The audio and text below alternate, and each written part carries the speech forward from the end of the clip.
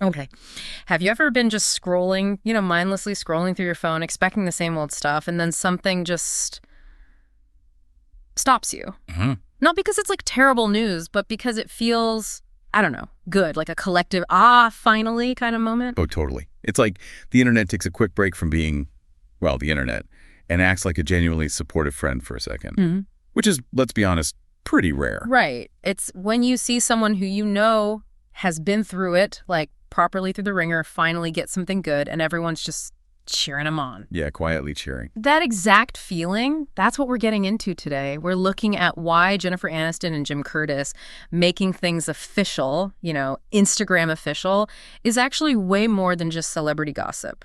It feels significant. It's almost like a little lesson in resilience, maybe, and finding peace, finding that second chance, and why it hits such a nerve for so many people. Exactly. It's not just about a new relationship for her. We found some really interesting takes suggesting this whole thing offers some pretty deep insights into what emotional maturity really looks like now. And maybe what we should all be aiming for in partnerships, that sense of inner peace being the real goal. So we're cutting through the usual buzz. Yeah, trying to find the useful bits, the stuff that might actually mean something for, your own life. Okay, so let's start with the actual announcement itself, Right. because the way they did it is kind of key, right? The simplicity. Totally. So Aniston's 56, Curtis is 50, and the post, super simple, just a nice photo, and the caption was just, "Happy birthday, my love, cherished." That's it. So elegant and Sure. so quiet, right? Pure, understated confidence. Yeah, no drama. For someone who's lived under that intense global spotlight for, 3 decades, that kind of minimalism, it actually says a lot. It absolutely does. It's making a statement by not making a huge statement. It's clearly not some, big, flashy celeb reveal designed to get clicks. It feels really grounded, mature. And that grounded feeling, that's what we want to unpack after all those years of being watched, analyzed. Our goal here is to explore why this simple public act feels like such a massive psychological shift for her. And why it connects so deeply with, well, probably a lot of us listening who are interested in resilience and finding healthy, mature relationships.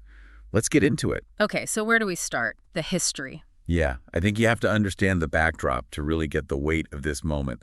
I mean, Jennifer Aniston has spent decades under this relentless, often quite harsh media glare. Oh, totally. Every single part of her life, dating, marriage, kids or no kids, constantly picked apart by tabloids. It was like sustained public scrutiny, almost like a form of trauma, really. Definitely. Yeah. Reducing her whole existence down to these often negative headlines. And the story was basically never written by her, was it? She was always defined by comparison or by a breakup or by what people thought she was missing. Precisely. Which is why this decision, this seemingly small thing of going Instagram official, for her, it's actually a really significant step. It signals healing. It's like taking back the pen, right? Saying, okay, I write this chapter. Yes. It's an act of reclaiming her agency. Psychologically speaking, it's about setting massive boundaries. The media try to control the story, often making her seem like a victim of her circumstances. By choosing to share this, but in this very controlled, very quiet way, she's essentially saying, nope, I decide what you see. I control the narrative now. It's not just, here's my boyfriend. It's more like, here's my piece on my terms. After all those years of the whole poor Jen narrative. Oh, yeah. It feels like she's saying, that's done. The healing happened. And this new chapter, it's mine. And you can feel that emotional confidence in the announcement itself, can't you? Oh. My love, cherished. That's the language of someone who feels secure. Very grounded. Incredibly grounded. Because it doesn't need anyone else to validate it. There's no, performance for the audience. It's just a simple, quiet statement of her happiness. She doesn't need the media's approval for this relationship. And that feels like the real win, psychologically. That's it. That's resilience, isn't it? Being able to just be indifferent to the noise because your security comes from inside and from the partnership itself, not from what the world thinks. Absolutely. And that kind of security, that focus, it leads us right into the really interesting part. Who she chose to build this secure space with. Because Jim Curtis, he's definitely not following her usual pattern. Right. That's where the sources we looked at got really interesting. He's pointedly not the typical Hollywood type. We've seen her with other actors, other high-profile guys. Which often means sharing that same kind of high-pressure, sometimes high-drama world, right? Yeah. Curtis seems like a total break from that. He's a wellness coach, a hypnotherapist, an author. I mean, his whole job is basically about helping people find calm and manage stress. He's kind of the human antidote to stress, isn't he? Huh. Yeah, pretty much, the anti-chaos partner. One source playfully said she upgraded from a Hollywood heartthrob to a certified peace within practitioner. Which is funny, but also kind of spot on, actually. The shift is significant. It's a profound difference in focus. Totally. Yeah. Jim Curtis's whole thing is about helping people process emotional pain, burnout, using self-awareness, self-compassion. That says so much about what Aniston must be prioritizing now. After 2 very public, very scrutinized breakups. Exactly. She chose someone whose entire professional life is about understanding and teaching psychological stability. And it's not just theory for him, is it? His background is key here. He didn't just read a book and become a wellness guru. His own journey started because of some serious personal health issues. That's right. Really serious stuff. Chronic pain, these spinal lesions, burnout, debilitating things. Yeah. That whole experience basically forced him to learn resilience from the inside out. And recovering from something complex like spinal lesions, that takes incredible patience, a really deep internal focus, understanding that mind-body connection. So someone who's navigated that level of chronic physical and emotional stress, they'd be uniquely positioned to understand someone who's faced decades of chronic public stress, right? You'd think so. It's like he's not just an emotionally intelligent partner. He might be a specialist in handling the exact kind of pressure cooker environment she's lived in. Okay, that makes a lot of sense. So the relationship feels like it's built on shared resilience, mutual self-awareness, not just shared fame. Yeah, and that's the potential difference between a relationship that's high drama versus one that's high depth. They seem aligned on what matters most. Yeah.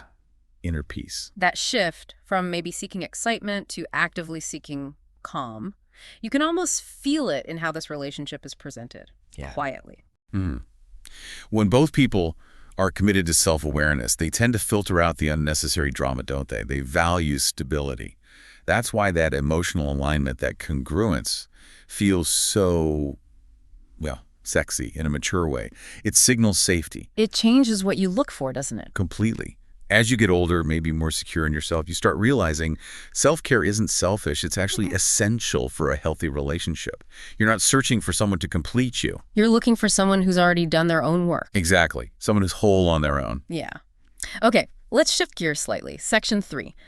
Why did this particular story get such a huge positive reaction?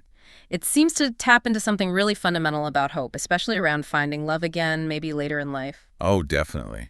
We have to talk about the expiration date myth. You know, society puts this subtle, sometimes not so subtle pressure on people, maybe especially women, to have it all figured out relationship-wise by their 30s. Right, or you're somehow line behind. And Aniston, at 56, just completely blows that idea out of the water.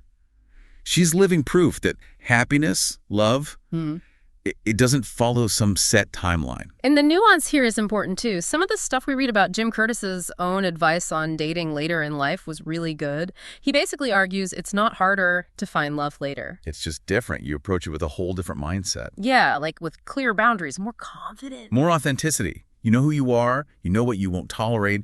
There's less room for games because, frankly, your time and energy feel more precious. You're not trying to squeeze into someone else's expectations. You just show up as yourself. Fully. That's the core idea Curtis apparently promotes. You're the perfect age. Life's not over. It's actually just right. And that message, it's such a powerful counter-narrative for anyone feeling anxious about starting over. It validates all the time spent healing, maybe being single. And that time spent healing is probably why the public reaction was so incredibly warm. You just don't often see social media coming together in, like, collective joy.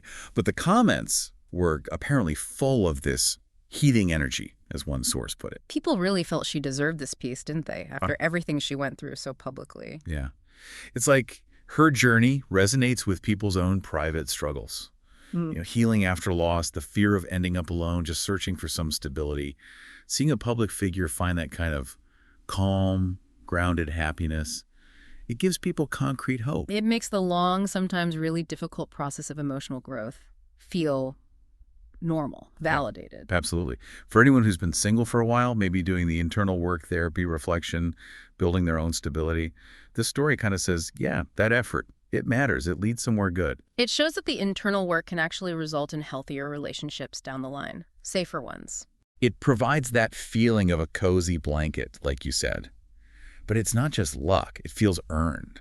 It shows you can go through public heartbreak, really dedicate time to healing yourself, shift your priorities, and still find something really beautiful and stable, even at 56. It's like the ultimate resilient love story in a way. It really is. It says, look, we both showed up whole, we learned from our pasts, and now we're choosing peace together as two secure adults. So, boiling it all down, what's the main takeaway for you, the listener, beyond just the celebrity angle? I think the core message from Jennifer and Jim seems really clear. Yeah, it feels like a call to fundamentally shift what you prioritize in a relationship. Focus on emotional security, maybe, over just surface-level excitement. Exactly. Actively seek someone who brings calm to your life, not chaos. Realize that the relationships that really last, the ones that thrive, they're usually built on shared self-awareness, mutual respect, clear boundaries, not on drama or spectacle. That feels like the big lesson here. The tabloids. They only ever show the dramatic peaks and valleys. They never show the quiet, invisible work that happens in between. The healing. That internal journey, that transformation. Yeah. That's the real engine driving the second chance. Healing doesn't mean you have to resign yourself to being alone forever, which is such a common fear, isn't it? Oh, definitely. It actually means taking the time you need to become whole again, so that when the right person does come along, you're ready. You can love differently this time, more securely, and with a lot more genuine peace.